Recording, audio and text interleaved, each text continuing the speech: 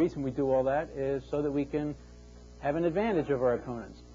And to introduce one serious moral problem, I don't know if you're aware of this, but athletes even lie to gain an advantage. It's not been widely publicized, but Michael Jordan would sometimes tell his opponent that he was going to go right when he actually was planning to go left.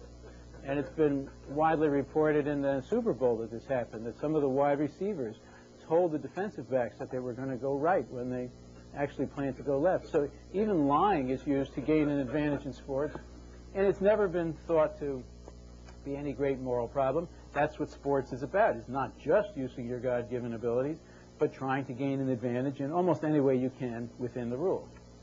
It is interesting for those of you who saw Chariots of Fire that Harold Abrahams was banned from his team at Oxford because it was proven that he hired a coach who had training techniques that allegedly gave Abrahams an advantage over his opponents, and this was thought to be immoral. A quaint idea, one that we no longer subscribe to, that seeking to gain, that is, there was a time when seeking to gain an advantage through superior coaching apparently was thought to be unfair. Well, it's argued that's okay because, again, that's just getting some help in using your own God-given abilities. But what would really be unfair is to use some artificial devices that are external to your own body or your own natural abilities to gain an advantage. But that would be unfair. But that's incoherent also. When the first Olympian put on shoes, we certainly abandoned the idea that using externalities was somehow immoral or improper.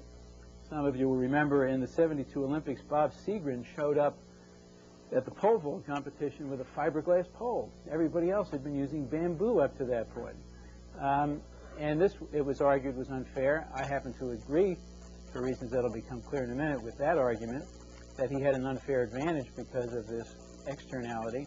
But the solution to that wasn't to ban the fiberglass pole from sports or to say the fiberglass pole was immoral. The solution was to make sure everybody had a chance to practice and use the fiberglass pole.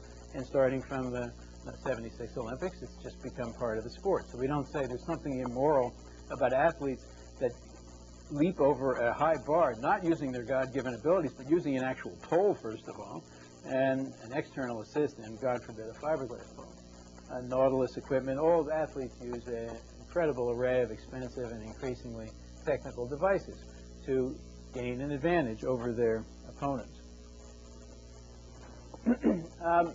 Now, people say, well, that's okay, but what's really unfair, so these externalities are okay, but what's really unfair is changing the internal structure or function of the body to try to gain an advantage. That's why steroids are so upsetting. It's not using something on the outside, but using something on the inside. This, to me, is also incoherent. Athletes from time immemorial have tried to change the structure and function of their body, not just through training, obviously, but by ingesting things. Carbo loading before a marathon, Gatorade at breaks, special diets devised by scientists to try to change